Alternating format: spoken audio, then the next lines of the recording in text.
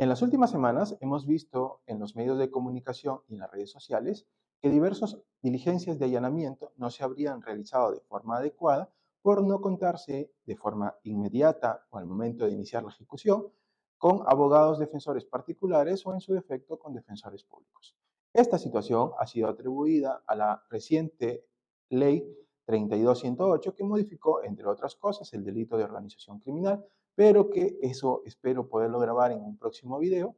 Y también modificó los incisos 5 y 6 del artículo 2 de la ley 27379, que regula disposiciones excepcionales de limitación de derechos para la obtención de medios probatorios durante investigaciones preliminares. En este video plantearé algunas reflexiones sobre el procedimiento que viene ejecutando y su corrección, y también, y creo que esto es lo más interesante, plantearé la posibilidad o la hipótesis de que a nivel de aplicación temporal de la ley en el tiempo, esta norma no se encuentre vigente y, en su defecto, deban aplicarse las disposiciones contenidas en el Código Procesal Penal del 2004. Ahora, respecto de esta ley 27379, han existido diversas modificaciones en el transcurso del tiempo. Esta ley fue promulgada el 22 de diciembre del 2020, cuando el proceso penal, y esto es importante, aún estaba regido por las normas del Código de Procedimientos Penales de 1940 y del Código de Procesal Penal de 1991. Con esta ley se regularon diversas medidas limitativas de derecho para la obtención de medios probatorios, entre ellas el allanamiento, la incautación, el levantamiento del secreto bancario y algunas medidas coercitivas personales como la detención preliminar y el impedimento de salida del país. Estas medidas, según el tenor de la propia norma en su artículo 1, se ejecutan cuando existan, y esto es relevante, investigaciones preliminares de carácter jurisdiccional y se den en alguno de los siguientes supuestos. Cuando, aquí hace un catálogo de delitos, sean cometidos estos delitos por una pluralidad de sujetos o de personas, siempre que se hayan utilizado recursos públicos para su ejecución o, en su defecto, se hayan realizado por funcionarios o servidores públicos. Sean delitos de peligro común, algunos delitos de peligro común, el delito de terrorismo, el tráfico ilícito de drogas o delitos de lesa humanidad. Posterior a esta norma, se han ido implementando algunas reformas. Entre ellas, por ejemplo, en la ley 30077 del 2013, se incorporó en el artículo primero de esta ley 27379 algunos otros delitos que tenían que ser considerados para estas medidas excepcionales, como por ejemplo el delito de organización criminal, que recién fue tipificado en la década pasada, y el delito de lavado de activos. Y también el decreto legislativo 1298 modifica esta ley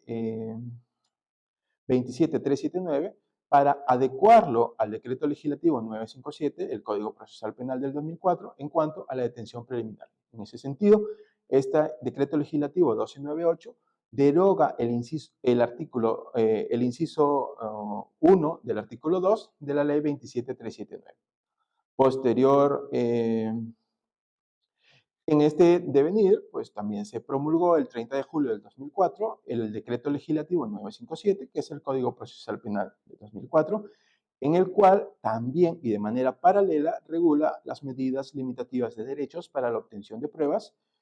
como el allanamiento, la incautación, el levantamiento del secreto bancario de las comunicaciones y también algunas medidas cautelares personales como la detención preliminar o el impedimento de salida del país.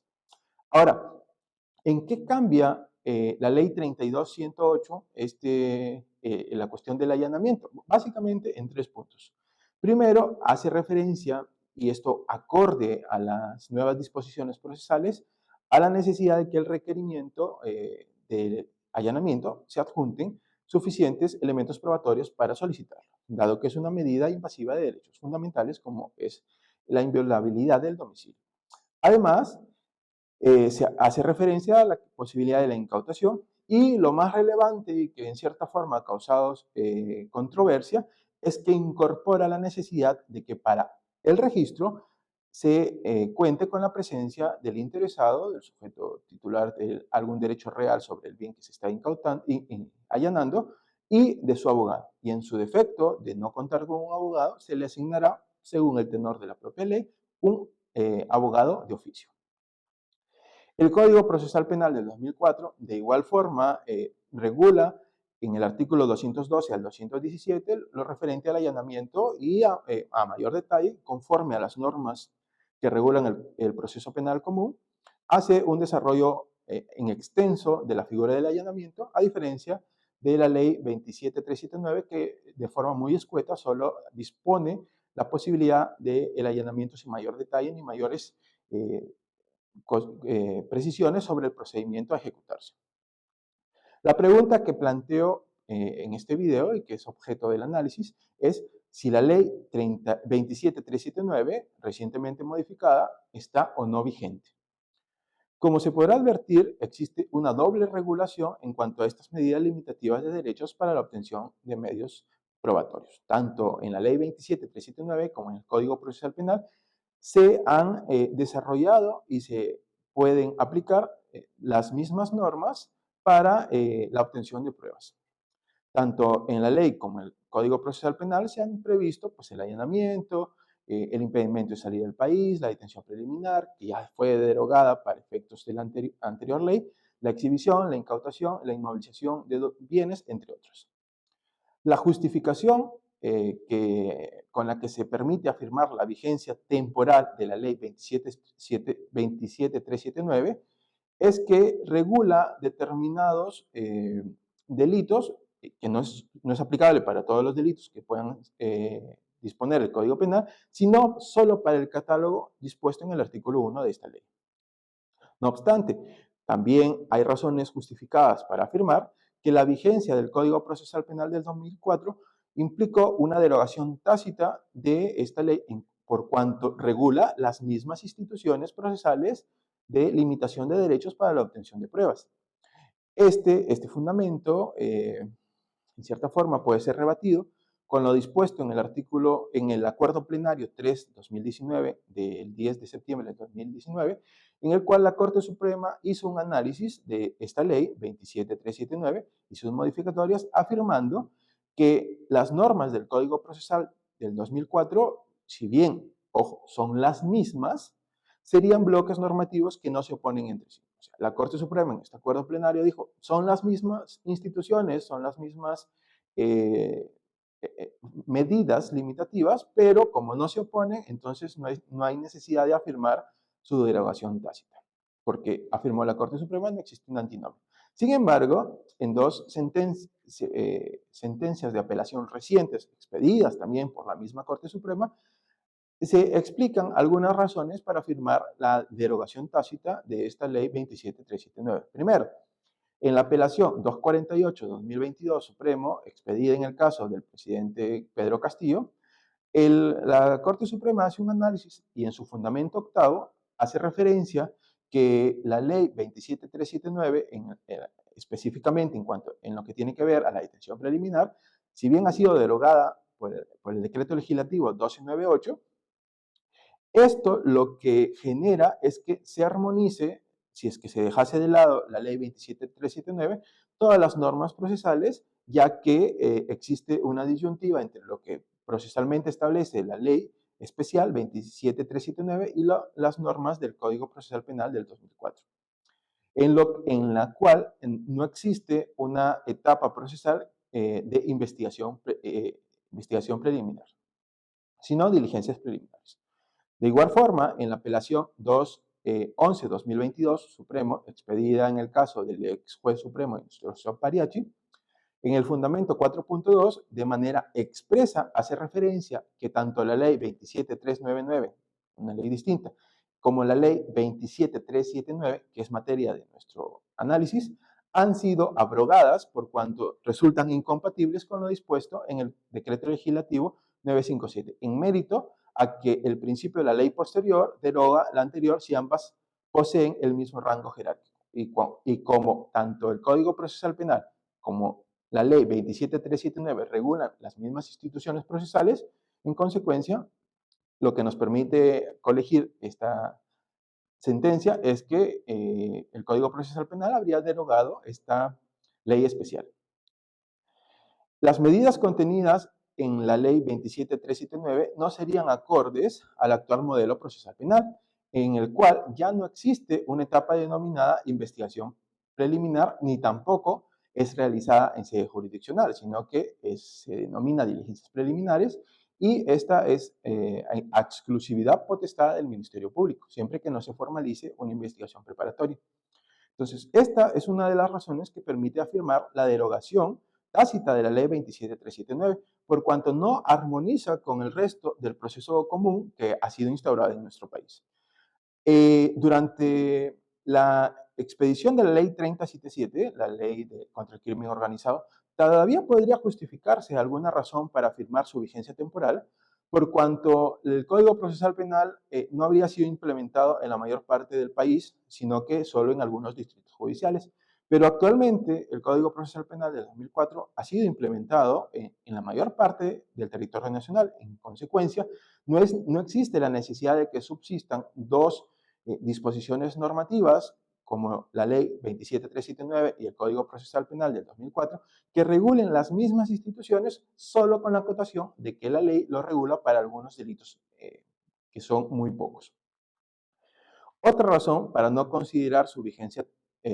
temporal es que todas las medidas, como el allanamiento, la incautación, el levantamiento del secreto bancario, han sido desarrolladas en mayor medida y con un corte garantista en el Código Procesal Penal del 2004, en el cual incluso se incorporan criterios como la proporcionalidad, la necesidad de esta fase probatoria en cuanto tiene que adjuntarse al requerimiento elementos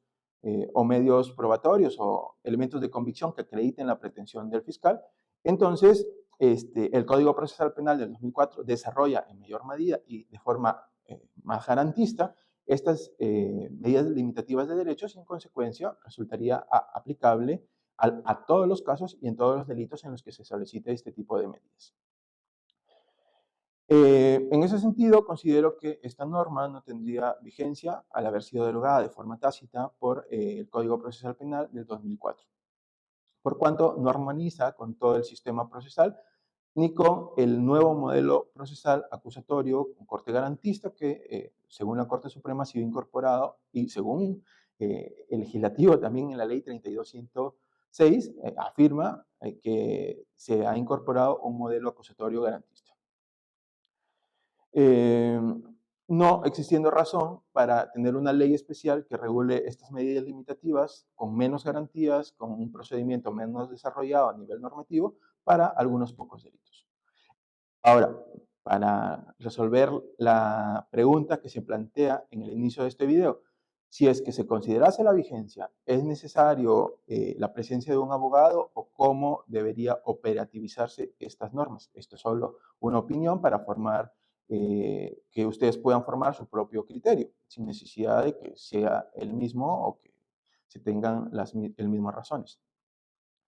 De considerarse la vigencia de la ley 27379 para los allanamientos, solo sería necesario la presencia de un abogado cuando nos encontremos en investigaciones preliminares, ojo,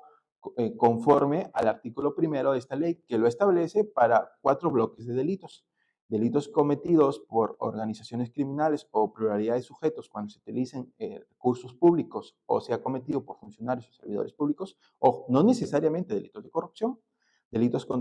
de peligro común, delitos de terrorismo, lavado de activos, lesa humanidad o organización criminal, en los que hayan solicitado este tipo de medidas. Entonces, solamente en este bloque de delitos del artículo 1 de la ley 27309 debería existir la necesidad de contar con un abogado para el registro. ¿Por qué? Porque el artículo 14, que sería aplicable para todos los otros delitos, no regula esta exigencia normativa para efectos del registro posterior al allanamiento. Esto produce la necesidad,